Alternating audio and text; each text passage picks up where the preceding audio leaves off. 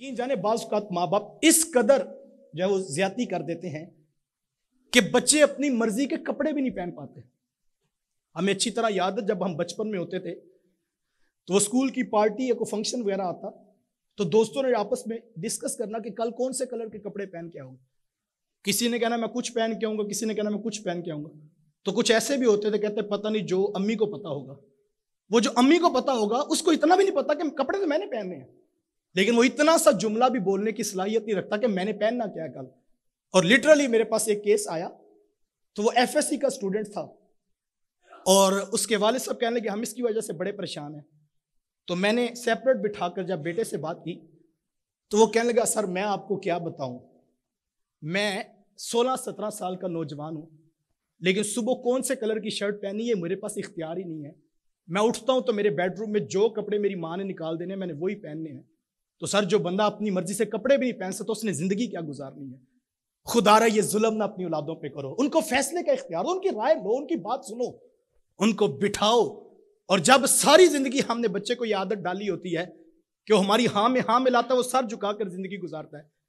तो मैं ये कहता हूं जिसको सारी जिंदगी ये इताअत और ये फर्मा, हम बड़े खुश होते हैं कि मेरा बच्चा मेरे आगे बोलता नहीं है। हुज़ूर वाला बोलता नहीं है, अंदर अंदर निफाक पैदा हो रहा है, अंदर अंदर उसके ज़हन में ये बात पैदा हो रही है मेरा क्या है, ना मेरी माँ बात सुनती है, ना मेरा बाप सुनता है मेरी बात, ना बहन, सारा खानदान तो मेरे ऊपर फैसले मुसल्लत करता है।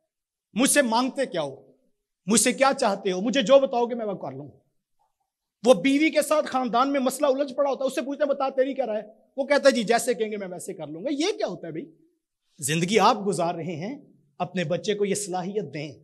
और मैं ये कहता हूं ये जुल्म होता है बस जिन माँ बाप ने बच्चे को इस तरह डेवलप किया होता है, उसकी जहनी सलाहियत, अप्रोच और उसको नजरियाती और फिक्री तौर पर मजबूत नहीं किया होता। वो 6 फुट का ढांचा तो होता है, वो 20-25 साल की उम्र का गुजारा हुआ एक बदन तो होता है, लेकिन उसके अंदर दिमाग 8 साल वाला भी काम नहीं कर रहा होता। और ये कितना बड़ा सितम है कि माँ बाप खुद अपने बच्चे से उसकी सलाहियतें छीन लें और उसको एक ढांचे की सूरत में एक स्ट्रक्चर बनाकर जो है खड़ा कर दें और कहें हमारा बच्चा सारी बातें मानता है। और मैं ये कहता हूं जो जिसको आदत ये पड़ गई होती है, सारी जिंदगी उसने हुक्म सुना होता है, उसका जहन गुलामी वाला जहन बन जाता है और कभी वो फैसला नहीं कर पाता। और फिर वही माँ बाप होते हैं कल को आकर कहते हैं कि पता नहीं क्या बात है कि ये बच्चा हमारा था, सारी जिंदगी हमारी बात मानता था, अब ये जो है वो बीवी के बगैर चलता भी नहीं है। तो मैं ये कहा करता हूं कि असल वजह यह है कि तुमने उसकी तरबियत ऐसी की है कि वो किसी को मान के चलता है। तो जब तक तुम मुयस्सर थे वो तुम्हारी मानता था, अब एक नया मैनेजर आ गया वो उसकी मान लेता है। जब उसके पास कोई ऑप्शन नहीं होगा वो यही कुछ करेगा ना। वो हम अच्छी तरह याद है, हम यूनिवर्सिटी में पढ़ते थे तो हमारे मैनेजमेंट साइंसेस का एक जो है वो 6 माह का सेमेस्टर था। तो हमारे मैनेजमेंट के जो टीचर आए तो उन्होंने फर्स्ट डे ब्लैक बोर्ड के ऊपर एक जुमला लिखा जो मुझे आज तक नहीं भूलता। उन्होंने कहा कि you must become a manager before time, otherwise you will be managed by others.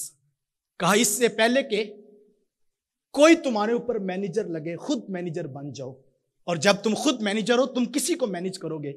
और जब तुम्हारे अंदर वो सलाहियत नहीं है तो फिर वो क्या, हमारे देहात वाले मिसाल दिया करते हैं कि किसी देहात के अंदर कोई शख्स 2 बैल चोरी करके ले गया। उन दिनों में बैल बड़े चोरी होते थे देहातों के अंदर। तो वो बैल चोरी करके लेकर जा रहा था तो रास्ते के अंदर किसी ने किसी बैल के कान में कहा कि तुम्हें नहीं पता ये तुम्हें चोरी करके लेकर जा रहा है। तो बैल ने जवाब दिया कि मैंने घास ही खाना है, इधर से खा लूं या उधर से खा लूं।